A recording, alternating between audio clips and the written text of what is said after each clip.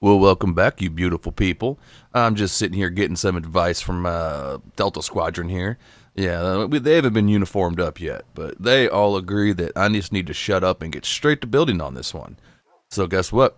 That's what we're gonna do. Let's go build a zoo. Um, you guys stay here. Now, we are not trying to waste any time in this episode because I want to see what this zoo looks like when it's fully done. I kind of just randomly do each exhibit as I go, and I don't really have that much of a plan to begin with. I just kind of do it and see what happens. But we are gonna get this entire thing done on this chapter, with the exception of some of the hostile mobs, because I have no idea how I'm gonna capture a Ravager or how I'm gonna lure a Strider in. Or not lure, ride him in, but my nether portals are so high up that I don't know how I'm going to get a Strider back home, but I'll figure it out. But our next habitat is our froggies. Now, I didn't really want to have to enclose these guys all the way in, but I didn't really have a choice because these dudes can jump all the way to the top of that tree. That actually might be a problem later. I'm not really sure. But we are going to finish this up, and it's not all going to just be jungle. We're going to come in right about here in just a second and add some mud in there. Just a little bit, just to vary up the color a little bit, or the pattern, I should say. But we need to do this and build a couple more habitats, and then we are going to go on a little adventure, because I do not have any dark prismarine, and I want to use a fair amount of dark prismarine in the aquatic habitat. And I also have no animals to go in the aquatic habitat. Kinda can't have a habitat without the animals, so yeah, I need to do that. But yeah, this froggy exhibit is really fun to watch, though. These guys just jump from lily pad to big drip leaf, and then they're pretty fun. They're one of the more entertaining mobs in the game, in my opinion, anyways. But yeah, our little froggy habitat is done. And then we move on to the llamas, the llama habitat. And we're leaning hard into the greens on this one again. I don't know why, I just really like it. And I feel like it breaks up the color of the mud, because I didn't want this whole wall to just be mud. But anyways, I'm just gonna shut up for a minute, and we're gonna rock this out, and then we're gonna go adventure.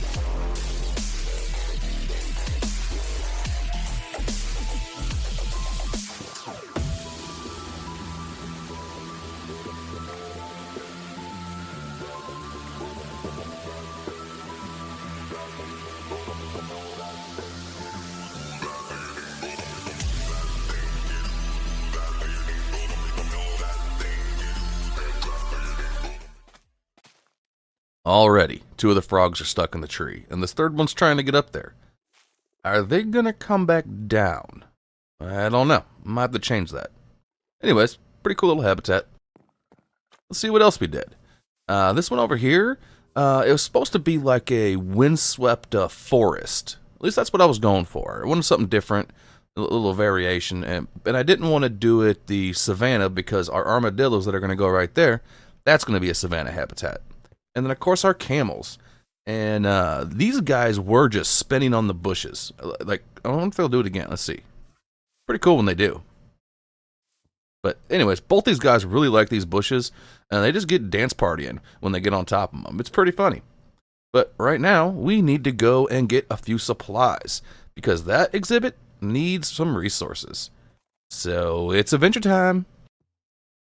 Oh, there he goes. There he goes. Dance party. Hey, he's such a happy boy. Where we've been digging our moat, or whatever you want to call it, that's going to section off our capital from the rest of the world, is actually the better of the Lush caves we found on Chapter 2. Like, man, how long ago was that? Like, 1,400 days ago or something. Maybe even more. But yeah, anyways, we're in here, we're just, punching zombies in the face, things like that. And we're only here for a few things, really. We want some axolotls, a variation of them. Hopefully they stay the variation that I pick them up as. We are here for spore blossoms, small drip leaves, and I didn't actually need this clay. I got that so I could pillar up to the spore blossoms, and just being constantly interrupted by zombies. But that's okay. We've already lit up a fair portion of this cave, because we had already planned on coming back and exploring this at some point anyways. And we find our first axolotl, and it's a yellow one. He's pretty cool. Kind of looks like Pikachu. And I don't know if he's going to stay that way, though. I could have swore I got 2 different color ones on Chapter 2. When I put them in the pond, they were not the same color. And we discovered a couple little fishies, and I know I could just get these guys in the ocean, but I was already here, and I had a whole lot of buckets on me, so why not? And like I said, small drip leaves, you get them every time you see them. You have to use shears on them, because they are so pretty, and they are very rare compared to the big ones. And don't ever try to bone meal them, because they will just become the big ones, and they'll be ugly. Yeah. And those pretty pink flowers. We actually, pretty pink flowers. I can use words. We actually get quite a few of these. I know it's only like 6 or something, but when you're talking about spore blossoms and how annoying they are to get, it's not bad. It's really not bad. We also found ourselves another geode, but I don't know if I'm going to do anything with it because, well, I have the one over at the Steampunk City. But, yeah, we had a pretty decent little haul. And we say we're going home. And we just take a quick little peek at everything we've done so far. Oh my gosh, look at this zoo. Look how it's coming. Alright, that little Lush Cave adventure went pretty good. We got at least 5 different tropical fish. We got some salmon, some cod, a bunch of different colored axolotls. Hopefully they maintain their variations. I swear there's a bug with that. And we also got some of these beautiful blossoms and these drip leaves. Because anytime you see them, you gotta get them. Because you can't make them. And now we need dark prismarine, and we're ready to keep on rolling on our zoo. Let's go. Now, I have raided a whole lot of ocean monuments in my day, and in this series we've gotten close to death several times. This right here is by far the closest I have gotten to thinking the series was over. Yeah, like this gets really, really scary. Just watch. It's like every laser, it just goes off at the same time. I get down to 1 heart, and I barely get the rocket off as the last laser was going off. I honestly do not know if the totem would have saved me. But we had to just go in full just rethink mode here, because that had my anxiety spiked pretty high. So we decided, you know what, let's be smart, and let's go covert ops stealth mission on this. You know, why not? Well, why rush it? We'll be fine. So since we got the Spoon of Dread, it's going to take 9 years to break into this place. But it is the safer of the options, because down here in this little crevice, I can only get hit by 1 or 2 of them, and the golden carrot will take care of that. And we start getting our revenge on these annoying spiky fishies. Now, I'm just going to spoil something here real quick, because I don't really feel like hiding secrets. Hiding secrets? Keeping secrets. We are going to, probably in the next couple episodes, maybe not next one, maybe the one after, are going to come back here, and we're going to drain this ocean monument. And we are going to make a little base here, as well as make a little village on the mushroom island that's literally right next to it. Anyways, 1 big bad fishy down, and then 2 big fishy down. And we need to find that last guy so we can drink our milk and get rid of this Spoon of Dread. And unfortunately, this monument did not have any sponges, like not a single one besides the one you get from the Guardians, the Elder Guardians. But it is whatever, you know. It's all we really wanted was the dark prismarine, anyways. Yeah. Once again, I wish there was a way to renew sponges. You know, it's a pretty valuable resource, so I think the cost would have to be pretty high on it, whatever it would be. But I really do not like things not being renewable. But we collect up as much dark prism as we can, and we get out of here. I didn't show a lot of it, but we pretty much raided everything we could without getting shot. And we are ready to go home. And man, were those fishies angry at me. Like, holy crap. I've never been down to 1 heart from an ocean monument before. Like, I don't know, like, if the local difficulty was really high at the time or something, but, man, they just beamed the crap out of me. But it is what it is, and we got out alive, so that's not so bad. And we got 5.5 stacks of dark prismarine, the only thing we really wanted. I mean, these 2 things here are a bonus, but that should be enough to get our build going. So, let's go do that. We did have one little quick super dupity chore real quick, though. One of our camels is spinning and the other one escaped. There might be a flaw in my habitat. Anyways, yeah, so this is the copper fields. Yep, I'm gonna have to make an aging facility for this at some point because it takes a lot of space. Yeah. Alright, let's go rescue this camel and then build a new habitat. And if there's any newer players out there or just more casual players, the reason I did this is because it's much easier to oxidize your copper and then use an axe to bring it to the shade you want later, as opposed to just place it and wait for it to turn, because sometimes it can take a really long time. So we rescue our silly camels, them and their dance parties, and we have to add another layer to the glass. Now, I do think this is going to fix it. Who knows, though, because I've been wrong many times. And this is going to be a little bit bigger than we originally planned, so we removed a portion that we were going to have like a little tower to make room for it. But we'll still have plenty of room for the other exhibits. Now, normally I just kind of freestyle stuff. In this one, I did go in creative and just test out some color palettes. Not like Lightmatic or anything like that. Just put a test scenario together and see if the colors were going to work. And I'm actually vibing with it. It actually ends up being one of my favorite exhibits. I might say it might end up being my absolute favorite. But who knows? We're not done with it yet. The axolotls, their swimming animations are just, I love to watch them go. They're really cool. But yeah, so we are going to just rock this out real quick. We're going to play a little music, and then we're going to get right back into finishing the zoo. I said I was going to finish it, and guess what? It's going to blow your mind, but your boy is actually going to keep his promise. Oh, yes. Yes, I do. Yep. So, I'll see you guys in a minute. Hey, hold up.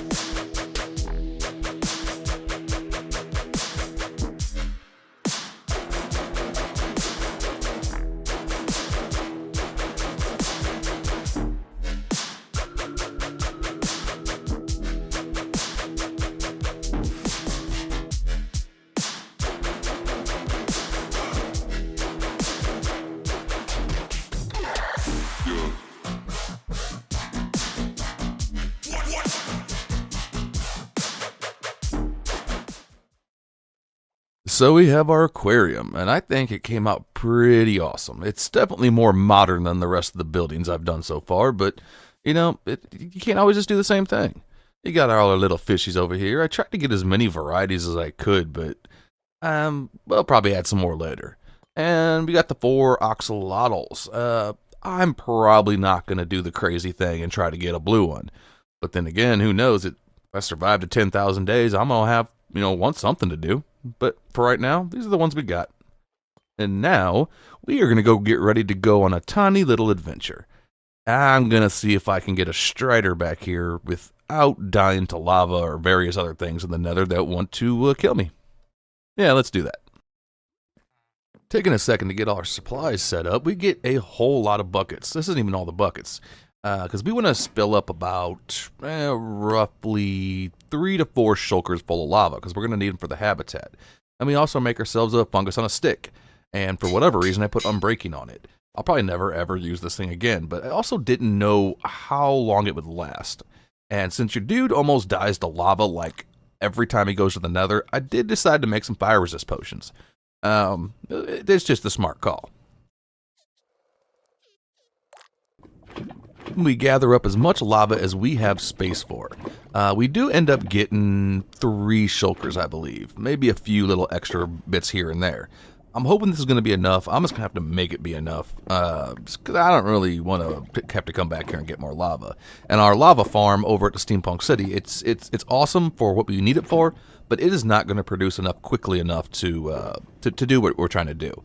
But this should be roughly about a stack of normal blocks if you put it all together, and that should be enough for a habitat. Now, we go ahead and just play it safe. We take our potion, and we jump right into the lava, just saddling this boy up. Now, this is the first time ever that I've ridden a strider. Didn't really know what to expect, but it was actually pretty cool. These guys are pretty quick once you get the fungus going. They're not too bad. It was actually a little bit of fun. But we went over and checked over where our another hub was, and there was no way up. So we decided we just had to just dig a path and just go the land route. And just wrecking our head again and again and again. We also adjust our path there and say, you know what, it might be smarter just to lead this dude. The suffocation wouldn't have killed me, but it wasn't exactly fun either. And we get him through the portal and we get him home. And we get really lucky because, well, it's not raining, it's not nighttime. It was a good time to bring this dude through. We did be very careful to avoid all our ponds and whatnot on the way through. And we just get this dude set up because, well, his habitat's not ready yet. So that's the next thing we need to do.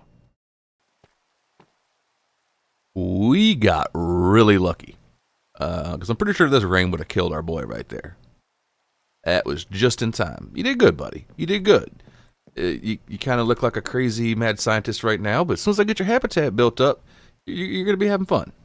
You just chill out here, literally. Now, we still got to get some mobs for the hostile habitat. But for right now, we're focusing on the last 4 exhibits we have for this entire zoo. And we're going to do them all right here in super duper speedy mode. What you're going to see is probably a couple minutes. Took me 3 real life hours. And honestly, each habitat still has some details that needs to be added in later. But right now, we just want to get their homes built to somewhat completion, so we can get these mobs in here, and we'll come up and patch up a couple details later. And this is our Strider exhibit. We'll call it the Strider Relaxation Spa. We use some warp nylium plus some other little nethery blocks, some magma, some lava, a little bit of a salt. Just make it feel like the edge of a nether biome. And this is where our Strider's going to come in here and just lounge out all day in the lava. At least that's what I hope he does. I don't know. AI in this game's broken. So yeah, that's the first one done, and we start working on our little wall here, and we move that into the new mushroom. Now, these next couple habitats are going to be pretty basic as far as their design, because they're exotic animals, but they're also kind of livestocky, I'll say. And I just couldn't really think of anything to add because the mushrooms, I wanted it to be like their natural biome, but let's be for real, there's not really much in the mushroom's natural biome. A couple mushrooms and some more mushrooms. So we did mushrooms because mushrooms. Now the sniffer, I had no reference. It's not anything close to. I guess it's close to a dinosaur. So I don't know. I just kind of did like a mossy.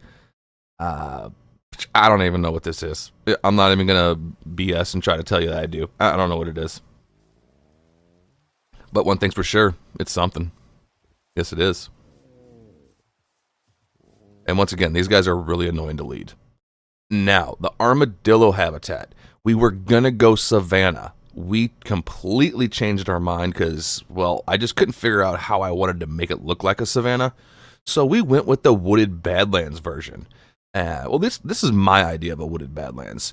I wanted to be a little unique on it though, so I wanted to make some custom trees, and I wanted to use dark oak for the trunks, and I wanted to use spruce for the leaves because spruce has the darkest color palette for leaves, and not anything too crazy on the trees. I just wanted to make it look natural. Couple trees, make it look a little dead. Yeah, I thought it came out okay. And this one we did want to enclose. The only real reason I wanted to enclose it is because there was already too much open space in this area anyways, and I wanted to kind of just have a center point that all the other exhibits could kind of just like connect around, and it came out all right. Now, this last one is the skeleton horse, and I just winged it. I winged it. I changed a bunch of things, but one thing I knew from the beginning is I wanted it to look really dead. And not like the skeleton horses are evil, but kind of like they corrupt everything else. So we end up using, a variation of just dead looking blocks, but we also use some of the coral. Not the coral blocks, though. We do use some of that in the wall, but we use some of the regular coral, and it dies once you plant it, and it looks like dead bushes. Like the skeleton horses had just basically tried to kill the vegetation that's around. Now, I went creative because I wasn't sure, and I wanted to see if these guys could survive to wither roses. And at first I thought they could in my test world where I just kind of test like farms and stuff. Well, it turns out I was in peaceful, and if I would have put the wither roses in there, it would have killed them.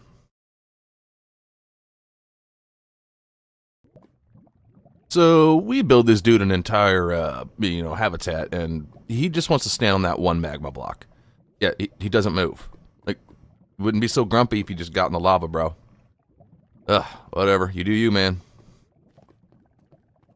He also added a couple new froggies in here. I just bred them up. I wasn't sure which ones were going to grow up here. But yeah, and I don't think they can make it up to the tree anymore because I added some extra leaves up top. But yeah, all our normal habitats are done. But there's something missing big time. There's no pathing. There's no details. It all needs to be tied in. So that is what we still need to do, and we're gonna do it. And also, we have floating platforms everywhere. We can't be having that. So we are going to go right back into super speedy mode, and, well, we're going to make this place look really pretty. But before we do, I want to show you what I want to do, a couple new ideas for the hostile mob habitat. Also, I need to add some, like, decorations in here, but whatever. We're going to get a wither skeleton in here. I don't know how I'm going to do that, but I'm going to. And once again, I'm going to get a guardian in here. Don't know how I'm going to do that one either, but I'm going to. Yeah, bet. Let's go build stuff.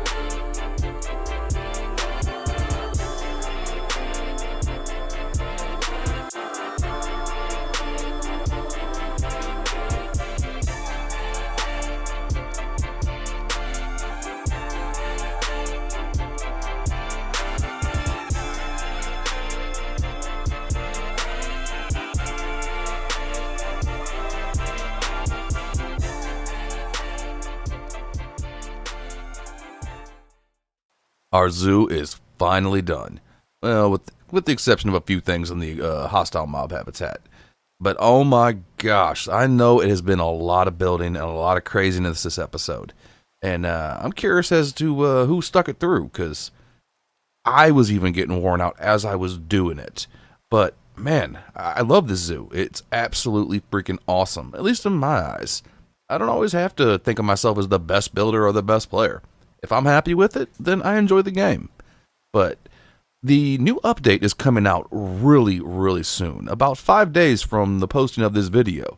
And well, the reason I was so adamant about getting this zoo done is I wanted to tie in all our loose ends before the next update, or at least before I start working on the episode that is going to be involving the next update.